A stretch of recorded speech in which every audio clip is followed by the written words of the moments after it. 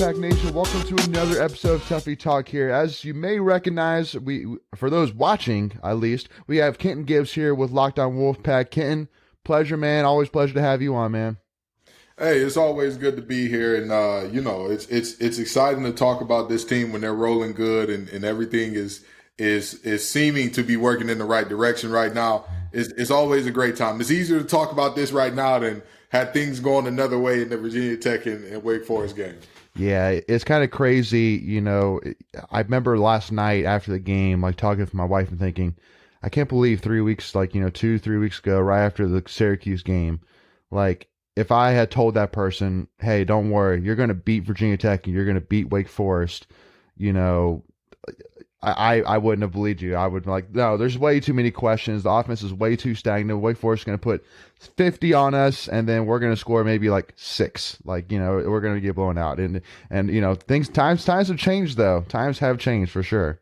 You know, in watching the Virginia Tech game and seeing some of the struggles that we had to contain their receiver, what is it, Caleb King, or is it what was Caleb it? King? That's one rings a bell. He was. I mean, he was tough to stop in that third quarter. Every time they threw it deep to him, it seemed like he was right under it, and our corners were looking at the back of his head like a good barber. But you know, it's the reality that after Syracuse, I don't think that was the lowest that this team was. I think in the middle of that Virginia Tech game, oh boy, after that third quarter, oh man, it was. I had never seen Wolfpack Nation as dejected as I had seen in that moment, where it was just like everybody was just like, all right, this season's done. Pack it up, boys.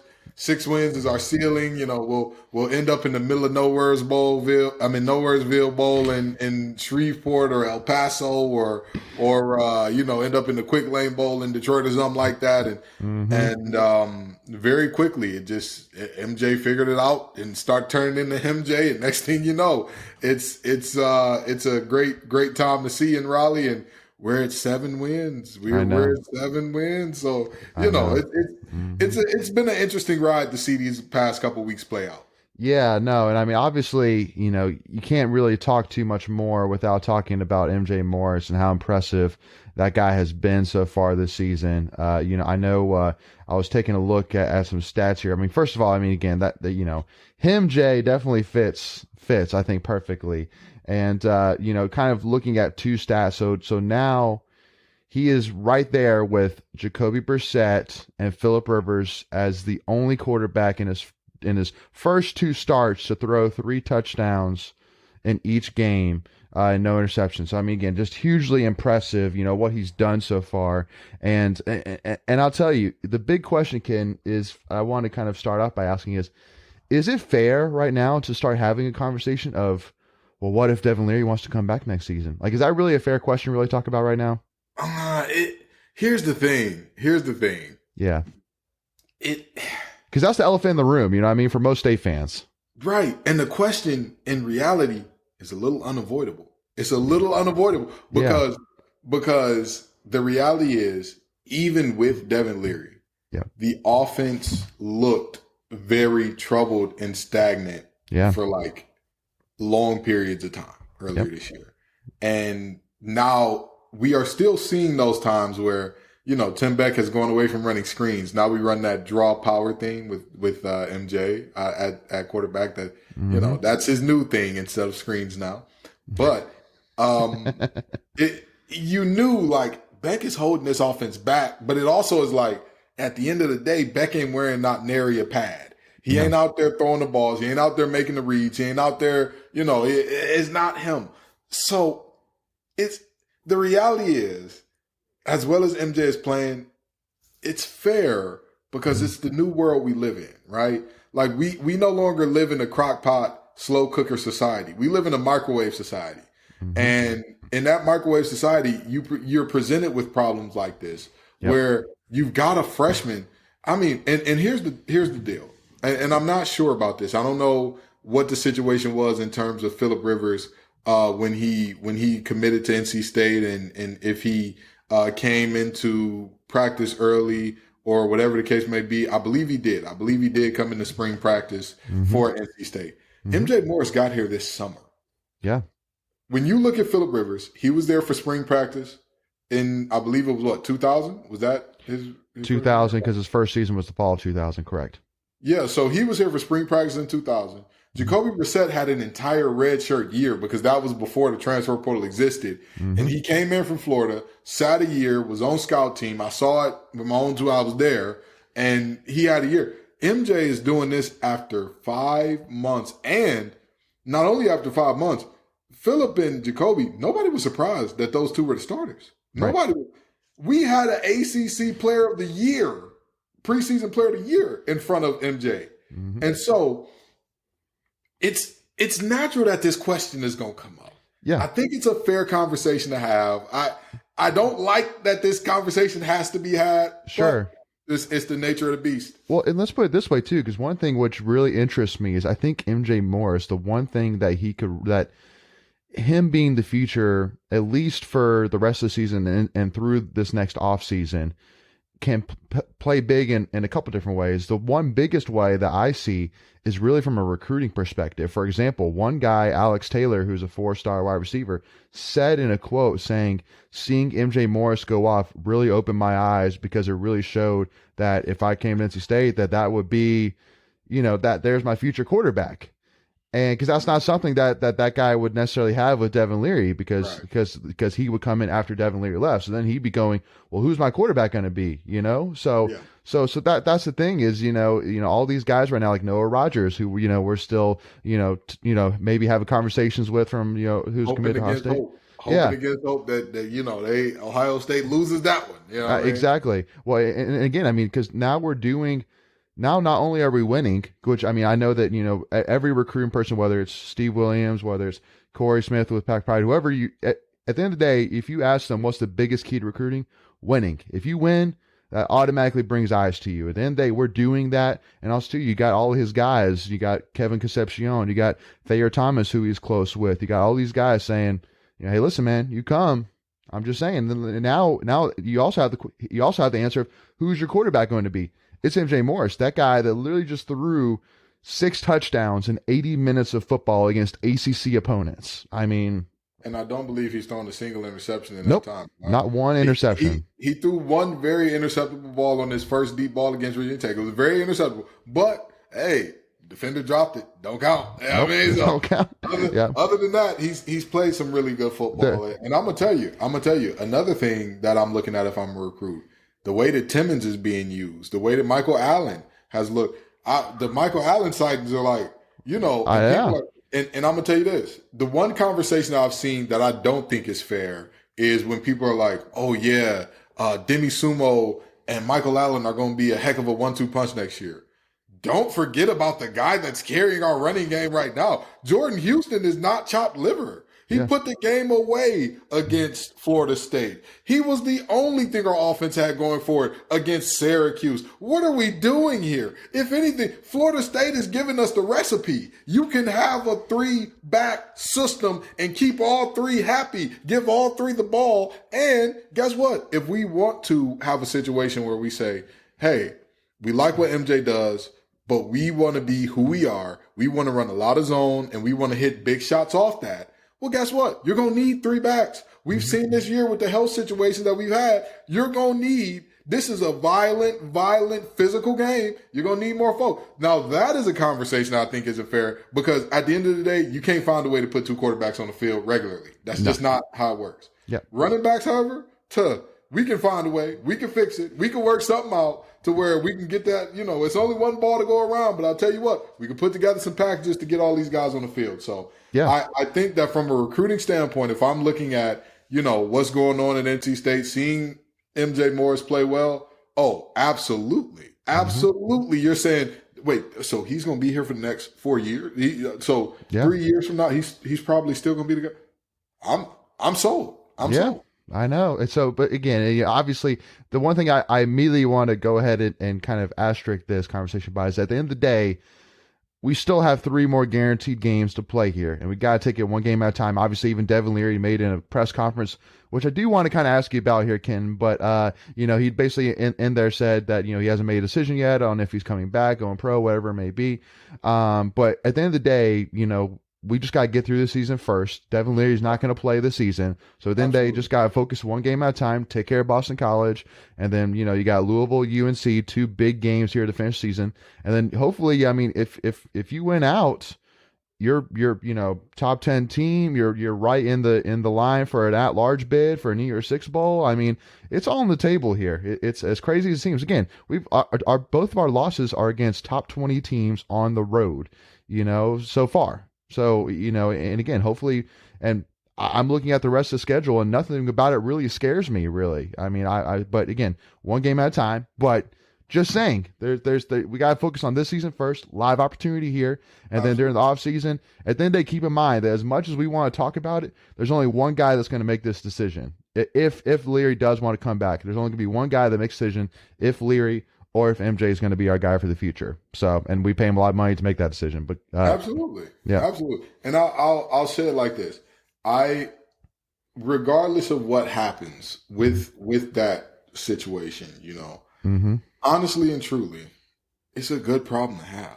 It's a beautiful problem. Great problem to have. It's you know beautiful. what I mean? Like, you could have the problems that Boston College is having right now, to where you got to convert defensive linemen over to offensive line, and not during the off season where you're like, hey man, you've got a career playing O-line, D-line ain't it, Not that situation. You're having a situation where literally mid-season, you're having to pull guys off the scout team. You're having to burn red shirts to just get live bodies who are over 280 pounds to get out there and attempt to block somebody. This is a good problem to have. Yes. This is a really, really good problem to have. And so, there have been times in NC State sports where we haven't had problems like this, right? There have been plenty of times where my freshman year, it was Brandon Mitchell and old Pete Thomas. Listen, no disrespect to those two gentlemen. I've said this before too. Go ahead, Kenton. You can say it. You can say it. MJ Morris and Devin Leary wasn't walking through that door. That's all I'm saying. That's all I'm saying. So it's a good thing to have. Yes. But it is a problem indeed. And mm-hmm. What I think will happen is Devin Leary says, I've had 2 seasons ended by injury. I've looked great when I'm healthy, but I don't want to take the risk of another season in injury or whatever the case may be. And if I am going to take that risk, let me take that risk when I'm getting paid about $1 million, about $1.5 million, whatever the case may be. Mm-hmm. Because I honestly and truly think he's put it on tape. He's put the player that he is on tape. And any scout that's worth their weight in, that's worth their salt knows at the end of the day, he's shown above and beyond all of the things that he can do and all the things that he does well. So I think that, the NIL money is good and all that. NFL money beats NIL every day of the year. Devin, go get paid, man. Yeah. We love you here in Raleigh. You never have to buy a drink here in Raleigh because of what you did last year against the boys in Baby Blue. But go get paid. Sir. Go to a city that got some professional sports teams in terms of NFL. Go there. Go make some money. Go do all the great things there. That's my opinion, and that's not just because MJ is playing well. Because even if MJ wasn't playing well, I would still say the same thing. Even if we were still in that Jack Chambers, MJ limbo, I would still say, Devin, you've been hurt enough. You've done enough. Go get your money, man. Go get your money. Yep. I selfishly would want you to come back to NC State, but being honest with who you are, go get paid. Yep. Now, let me ask you this question, because this is obviously a scenario too, which you haven't even mentioned, but I mean, do you see any potential in him transferring? And you know what? That's possible, but when I look at him transferring, I look at a few different things, okay? Mm-hmm. So, number one, I believe he's had the same offensive coordinator every year he's played at State. Am I correct there? Every year that he's actually been active and playing. Yes. The same offensive coordinator. Yes. So you're going to have to learn a new system. You're going to be at a new school. You're going to have you're going to be the new kid on the block. And again, the same things that I told as the negatives of coming back to State, they exist anywhere else, right? Sure. Regardless of where you transfer to, whatever there is in terms of injury, right? It could happen again. It could happen again. And again, you could get hurt when you're making, you got a big deal in NIL is like what, 50K, 60K? Like, oh, you're doing it. You got a big deal going on. No disrespect. That is a big deal to a college kid, right? You give me Sure. 50K when I was 21. Hey, I'm living it up too. But the league minimum, the minimum, if you hang on to a roster in the NFL, is blowing that out the water. Yeah, Baby, absolutely. go get paid. Go get paid. Now, if he did decide to transfer, I would be shocked by that. Honestly, Me too. I would be surprised if he came back, but not like too blown away. I would be shocked if he transferred. If he left, I would say, hey, you made the right decision. You made the decision that makes the most sense. Mm-hmm. So, because honestly, even if he does have another year like he had last year, how much does his stock boost? Like, how much does it elevate you? You go somewhere else, and then you got to look at what schools need quarterbacks, and you're counting on those schools to take care of you. I mean, we've seen it. We've seen some of these quarterbacks transfer, go elsewhere, and all of a sudden, the team that was supposed to be good, the quarterback, the offensive line, all the things, we've seen it. We've seen that it didn't work out. So, I'm not sure if I'd want to say, oh yeah, Devin is there's nowhere for you in college football. I'm sure there are a ton of teams that would love to have you. Yeah. I'm sure Pitt would be clawing at the bit. Narduzzi would be scratching at his door right now if he could. Hey, Devin, you need a spot. I got something for you now. We got a Benacanda. We got a good defense. We got all the things. Come on here. Mm-hmm. I'm sure he would. But the reality is, I think that what is in his best interest is to just go ahead and say, hey, it's been real. It's been fun. But it's time for me to go get paid. Before we continue, I want to take a quick second to tell you about our sponsor, Flatlands Jessup Insurance Group, that has your whole world covered, with agents in 5 offices throughout eastern North Carolina to help you decide how much coverage you need, offering policies for home and auto, recreational vehicles, commercial, crop, health, life, and employee benefits. They are able to combine options to find a comprehensive solution that works for you. Flatlands Jessup protects the things you love so you can spend less time worrying and more time enjoying them. Find them on Facebook and Instagram at Flatlands Jessup. You can also visit their webpage at www.flatlandsjessup.com. So please make sure to go and check them out.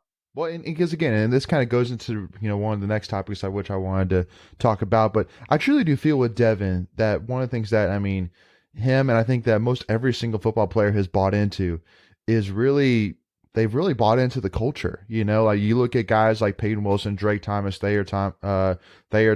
You look at Tanner Ingle, Grant Gibson. These are guys that not only just bought into the system, but I really do think and do believe with all my heart that they bleed red and white. I truly do. Like these guys have fought tooth and nail for everything that they've accomplished here at NC State, and I think that obviously if any of those guys were to go and wear different colors, it not necessarily, makes them look like bad necessarily per se, but it definitely changes the perception of their legacy a little bit. You know what I mean? But because especially with Devin Leary, this guy, it's kind of like, number 47 for the baseball team, who left and went to another school, which again, not saying names, just number 47. At the end of the day, that guy's legacy, if he had stayed at NC State, would have been probably one of the all-time fan favorite players to ever wear the red and white in any sport.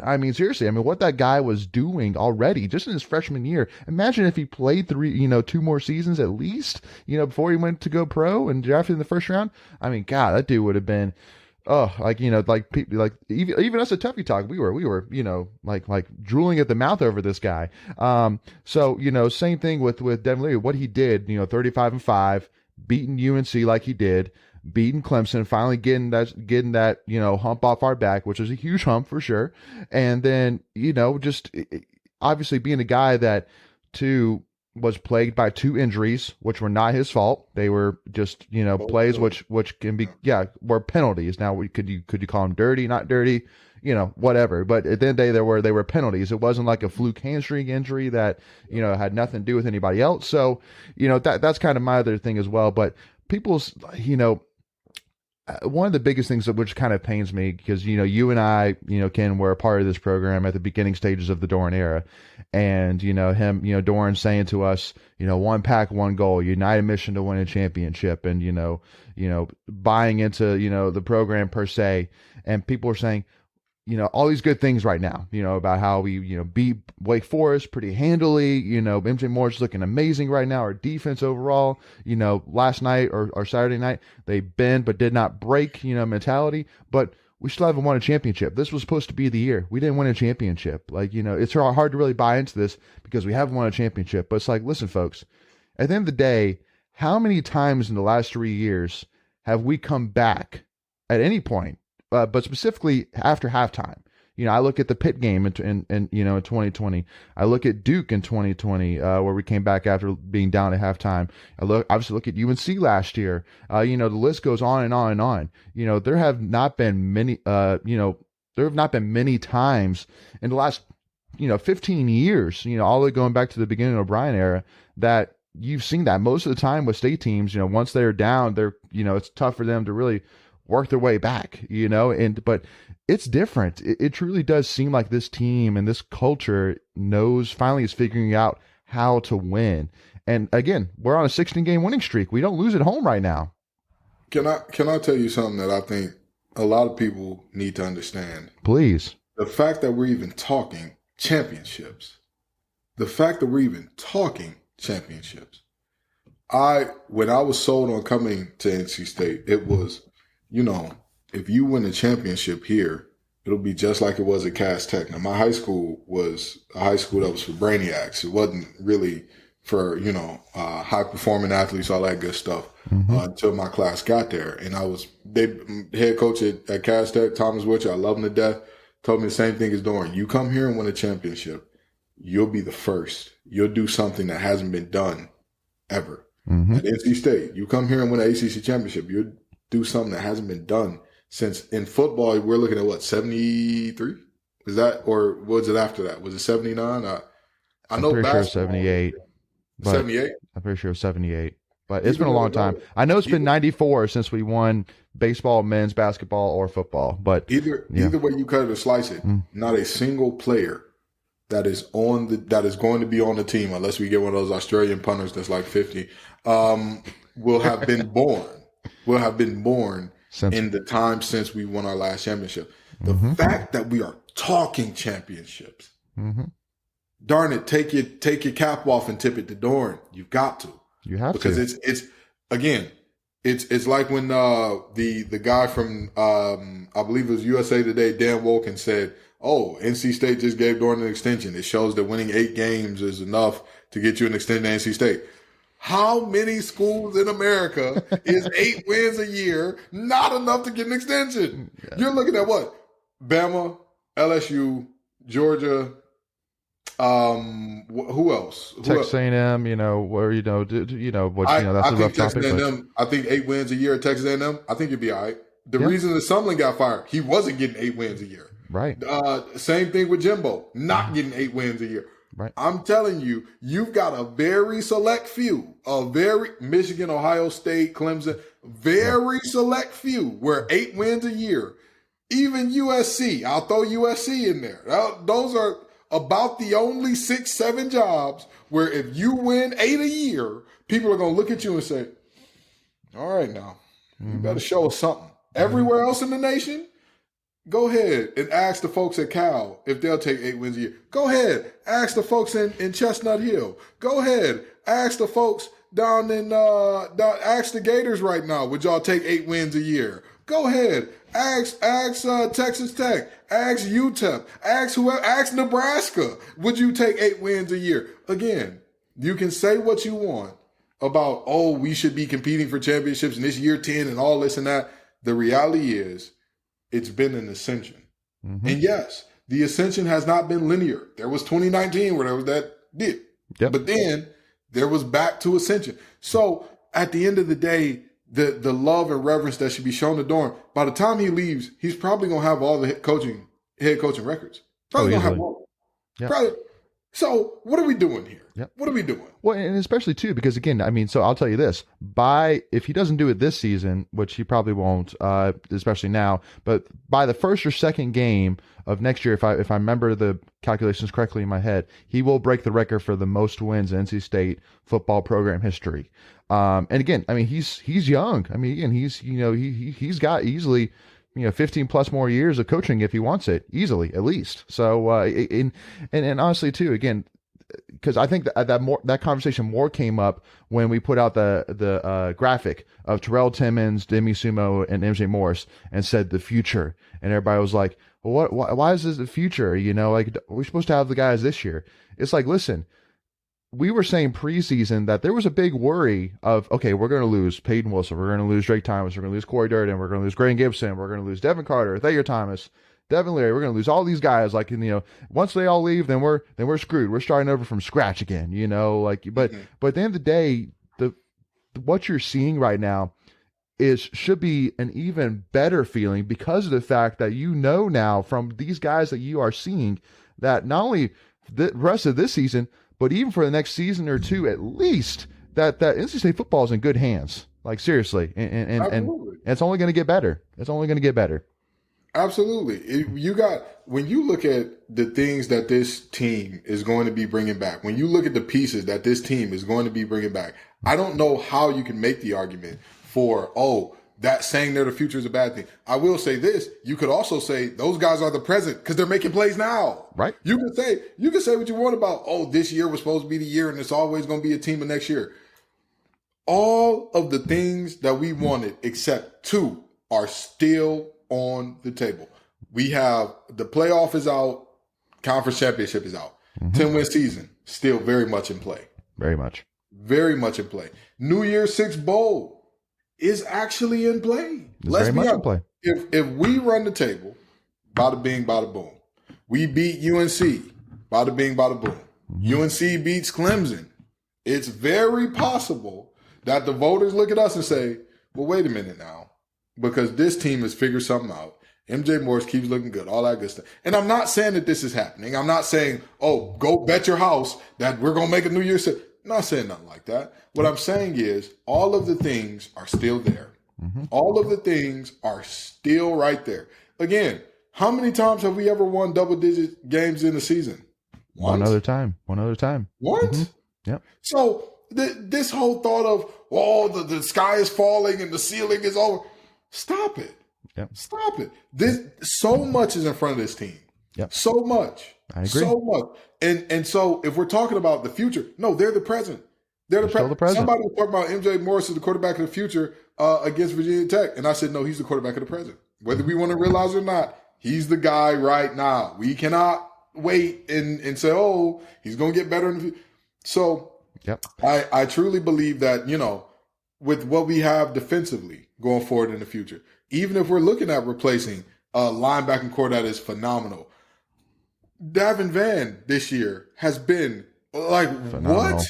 Phenomenal. What are we seeing? This man, his ability to rush about this slim down version of Josh Harris has looked phenomenal. Aiden White, name me 3 corners that have played better in all the country this year. Name me 3 that have played better. I agree. And he wasn't even our highlighted cornerback either. And he wasn't the highlighted corner. And then, of course, in terms of our safeties, yes, you're losing Tanner Eagle. Cyrus Fagan has looked lights out when healthy.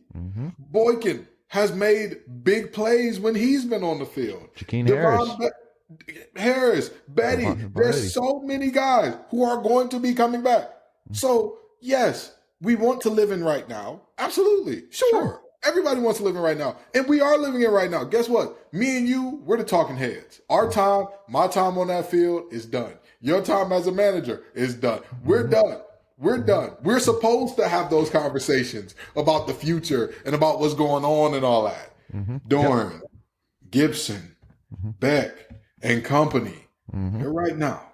They're thinking about how do we beat Boston College? Because for as bad as Boston College has looked, for as terrible as they've been at times, for the fact that, I know for a fact, you give me about a week and a half to train, I'd go get me a sack or two against that Boston College offensive line.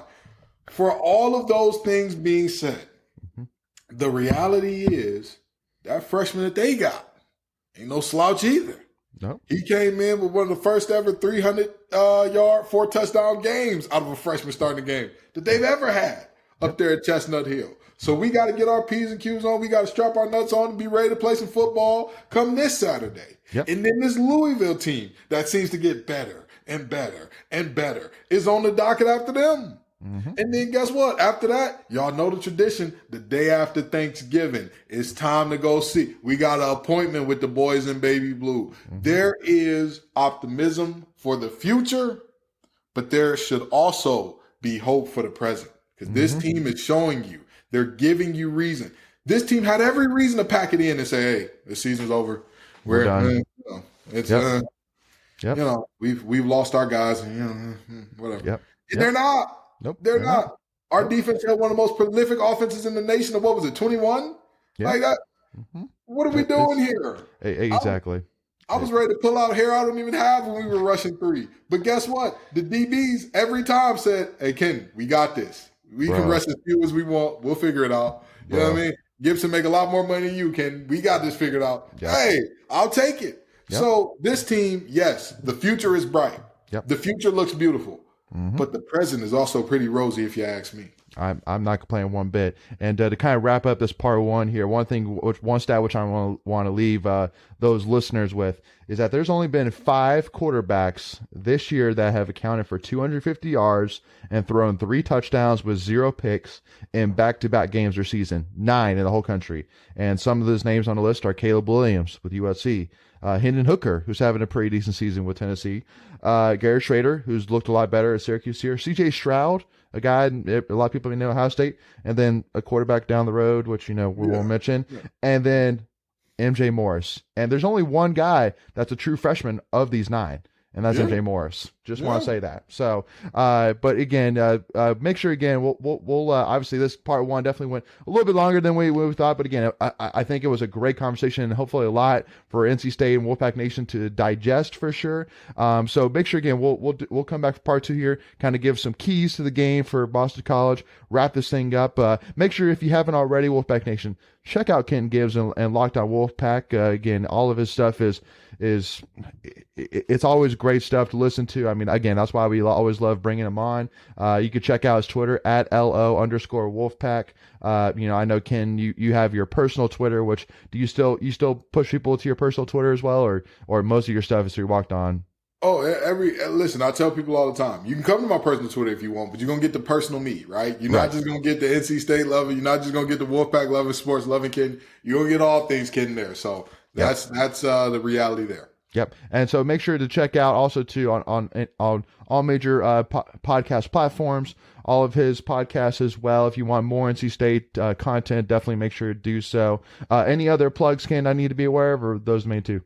We're good there. We're good there. Sweetness, man. All right, well, make sure, if you haven't already, make sure, again, tune in for part 2, as I have an insight from the Boston College side that you will not want to miss out on. So tune in for part 2. And if you haven't already, again, hit that subscribe button, hit that notification bell so you don't miss out on any Tuffy Talk content. And also to give us a like on this video if you love NC State. And if you think NC State's going to beat Boston College, hit that like button. And then also to give us a follow at Tuffy Talk now, Twitter, Instagram. Thank you all so much. We'll see y'all for part 2. Go Pack.